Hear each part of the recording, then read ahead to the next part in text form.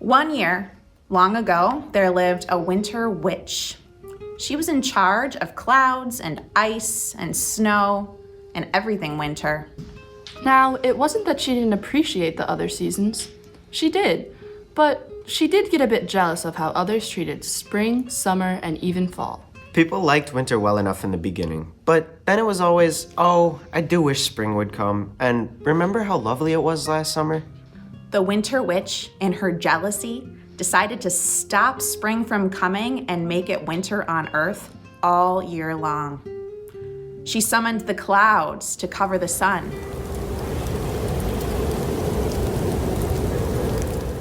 She called upon a heavy snow to cover the land, including the village deep in the forests of Bulgaria, in which our young heroine lives. But we are getting a bit ahead of our story. One day it just started snowing, and then it just kept snowing and snowing and snowing and snowing. Then, one morning in the mountain village where Zorna and her grandfather lived, the people woke up to their entire village covered in a deep, deep snow. Their houses and shops, and even their animals, were covered in snow. The villagers thought they would never see green again. Everywhere they looked, it was ice and snow. Would anything come alive again?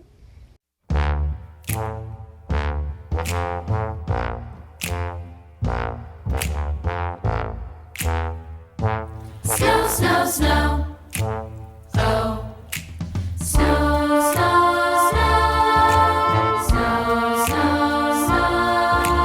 Snow, snow, snow. Snow, snow, snow. Oh. Look outside and what'll I see? Clouds in a gray sky looking at me. Oh, oh, oh, oh. Snow, snow, snow. Oh. There's no sense in running away.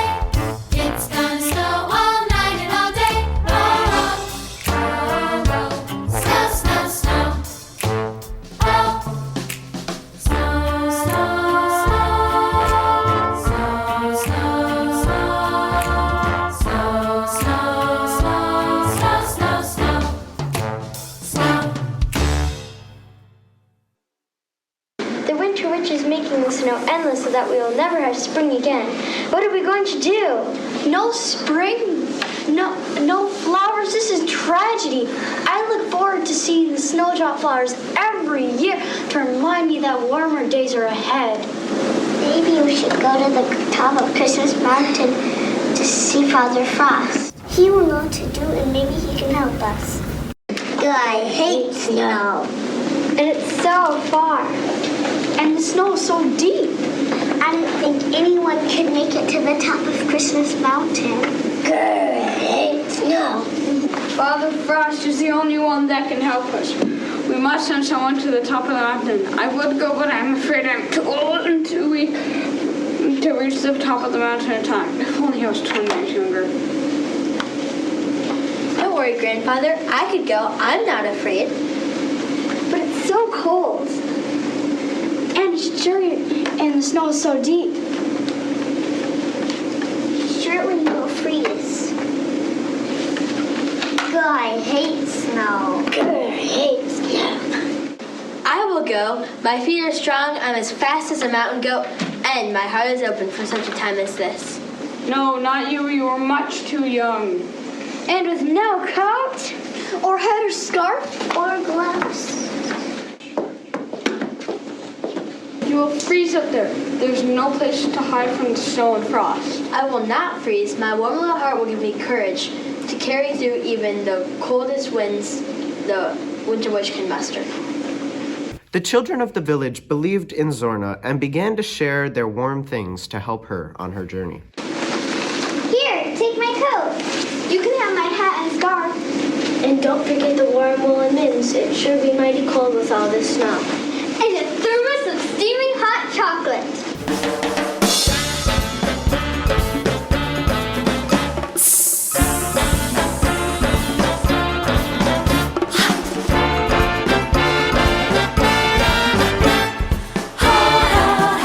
Hot chocolate. I can't get enough.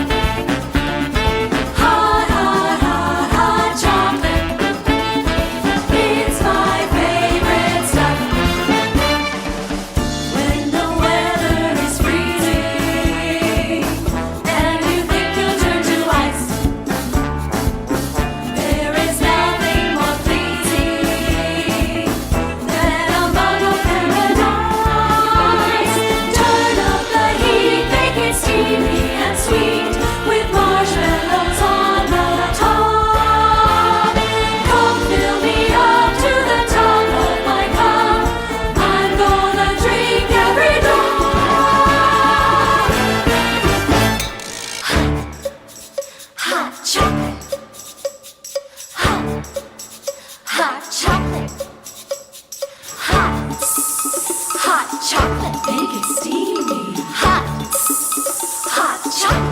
rich and creamy. Marshmallows are floating on the chocolate. They can see me with heights. I've never caught a chocolate rich and creamy. Hot chocolate.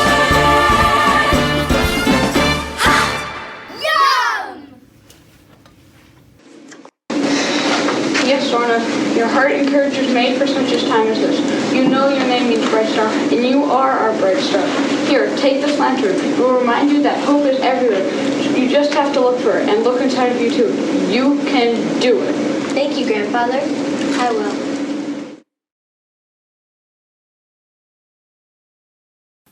Zorna paused as she passed through the village gate and turned back to wave at her grandfather and her friends.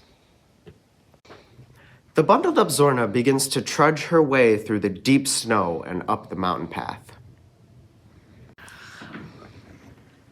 Soon, she was deep onto the mountainside and could see her village below her and the shimmer of the tippy-top peak of Christmas Mountain above. As Zorna traveled along the mountain path, she began to feel the cold against her cheeks. She had just started to enter the part of the mountain where the wind whips and whirls when... Who dares trip-trap into our space? We will whip our winds around her face. Let's blow at her from high to low. Until she forgets where she began to go. And chill her to her deepest bone. And she'll scurry right back home. And with that, the whirlwinds whipped up a mighty whirling wind. Whirling and swirling all around Zorna. Poor Zorna could hardly tell which side was up and which side was down.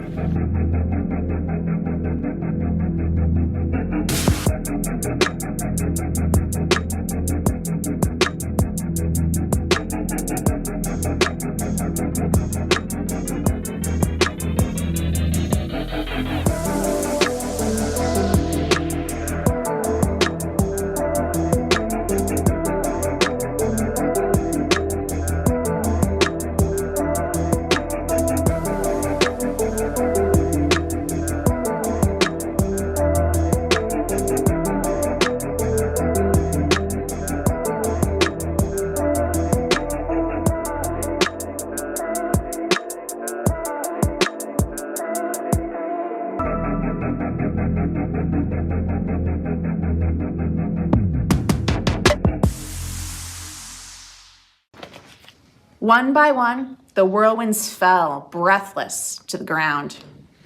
You might be mighty, you might be fierce, but my feet are strong. I'm as fast as a mountain goat, and my heart is open for such a time as this.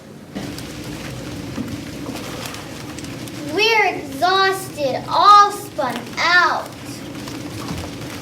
And that little girl continues her route. No one has ever passed our whirlings without a fall. The blizzards now we must call. Maybe they can stop this young little waif. If not from the witch, none of us is safe. And with that, Zorna bundled her coat a little tighter around herself and continued up the steep path to reach the top of Christmas Mountain. As the whirlwinds went back exhausted to their resting place, one by one, the blizzards appeared. You're not welcome here. You'll be sorry you entered the land of the blizzards. Nothing can help you now. You're no match for icy snow and driving winds. You better turn back or...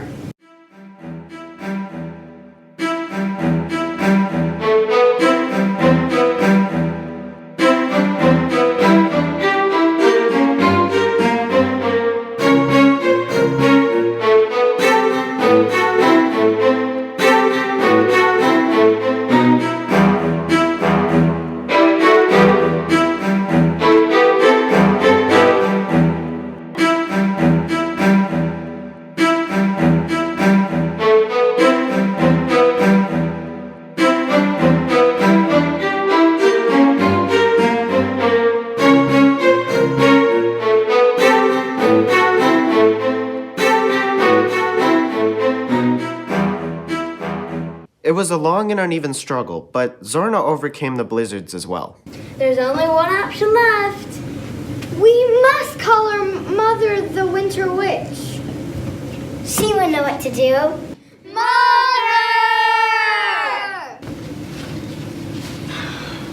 I saw everything. You're going about this all wrong. This girl. Yes. We must try a new approach. We will trick her with politeness and medicine that is as sweet as honey. She won't suspect a thing.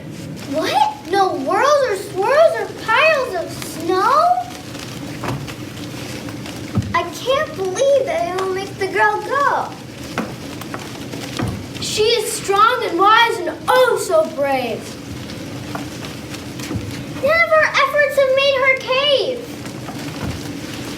What are we supposed to do? Give her a kiss or make her stew. No! Oh, you sillies. This girl has feet that are strong. She is as fast as a mountain goat, and she thinks. She has a heart that is made for such a time as this.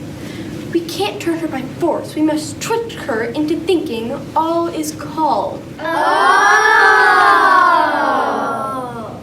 I will sing her a song, yes, a lullaby, something that will put her into a slumber which she will never awake.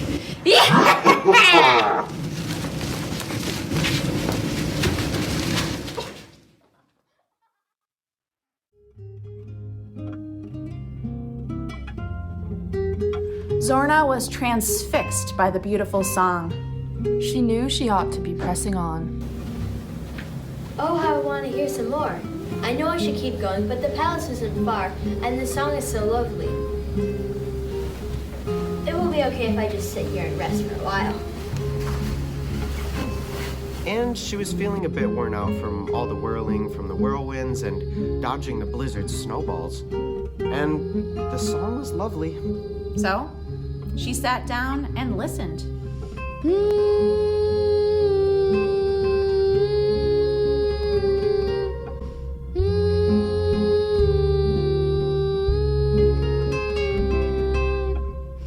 Oh, my child, your burden so great. Your eyelids grow heavy, the hour grows late. Strong is your heart, your back and your feet.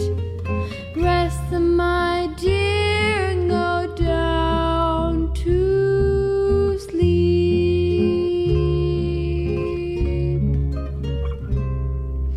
Hear now the song, my lullaby. Let yourself fade into endless night. Forever the peace of the earth in your chest. Sweet medicine will help you to rest.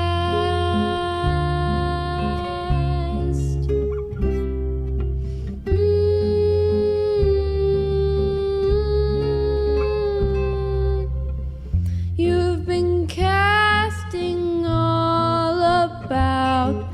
Cast off your fears, your drive and your doubt.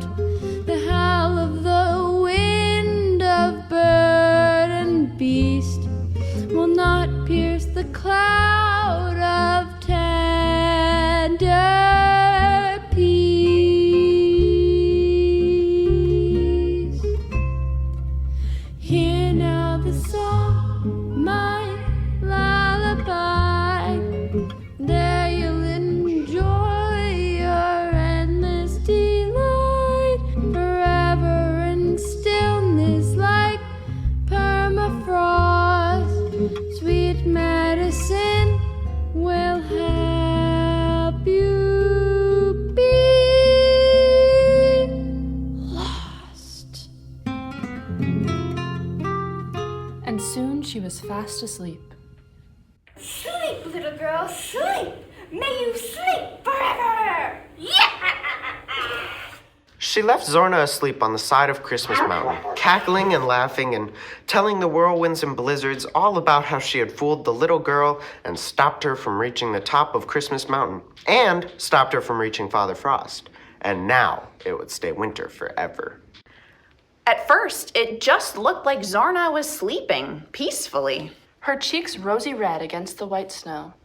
But then her cheeks began to turn from rosy red to pink to blue. Oh my goodness, Zorna was freezing. Well, this is curious. Suddenly, a whole bunch of animals popped out of the snow. Is it a log? No, silly, it's a girl and she's in trouble. I'm not sure. What if she's dangerous? What if she tries to harm us? I don't know what will happen, but we're furry, so maybe we can help her.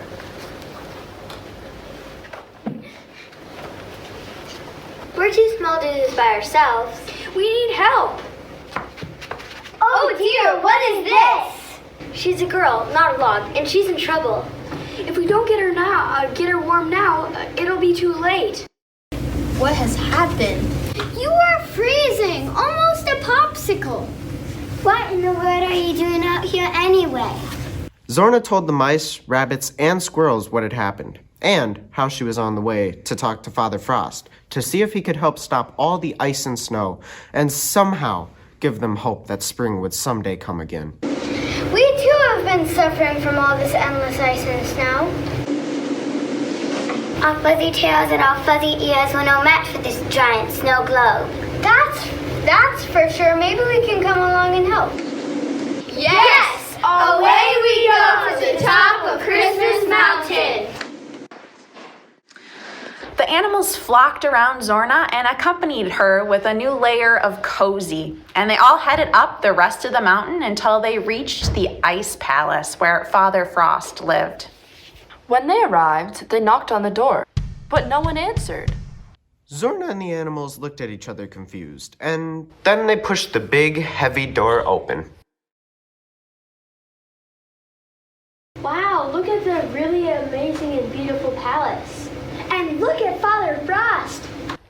Everyone turned and saw that Father Frost was fast asleep upon his throne made of ice. He doesn't even know the Winter Witch turned the whole world into a giant snow globe. What should we do? Well, we have to wake him. We need his help. The animals knew just what to do. They scurried right up to Father Frost and tickled him with the ends of their tails until he woke up from his long, long nap. Choo! Oh my! What are you doing here, my little friends? All the animals and Zorna began to speak all at once, telling Father Frost all about the Winter Witch and how she had stopped the sun from shining and kept the snow falling, and how if they didn't stop her, spring would never come again. Father Frost was furious with the Winter Witch. He ordered the animals to find her and bring her to the palace. When they found her, Father Frost ordered her to stay on Christmas Mountain to knit warm woolen stockings for all the children of the village until it was time for winter to come again. Thank you, Zorna. That must have been a really hard and scary journey. To come all the way to the top of Christmas Mountain. How did you do it? Well, I had some help from my friends, and my feet are strong. I'm as fast as a mountain goat, and my heart is open for such a time as this. That is indeed true. It takes all of us being willing to notice what is going on around us and to have the courage to stand up and do what we can to try to make a difference. We all have things inside of us that we can help make the world a better place for everyone. Zorna, accompanied by the mice, headed back down Christmas Mountain towards her village. As they traveled, the clouds began to move away, and the sun began to warm the earth just a bit. The trip back down the mountain wasn't so hard with the whirling winds and blizzards quieted, and the sun had melted the path just enough so that the snow wasn't so deep for Zorna and her new furry friends. Oh look, a snowdrop flower, a sign of hope that spring is on its way. Hooray for Father Frost and hooray for Zorna and her courage. and her heart that were wide open for such a time as this.